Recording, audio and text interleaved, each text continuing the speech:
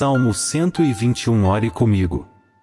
Elevo os meus olhos para os montes, de onde me vem o socorro? O meu socorro vem do Senhor, que fez os céus e a terra. Ele não permitirá que os teus pés vacilem, não dormitará aquele que te guarda. É certo que não dormita, nem dorme o guarda de Israel.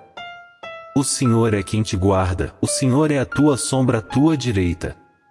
O sol não te molestará de dia, nem a lua, de noite. O Senhor te guardará de todo mal, Ele guardará a tua alma. O Senhor guardará a tua saída e a tua entrada, desde agora e para sempre. O Salmo 121 é uma expressão de confiança na proteção constante e vigilante do Senhor sobre aqueles que o invocam. É um salmo de conforto e segurança espiritual.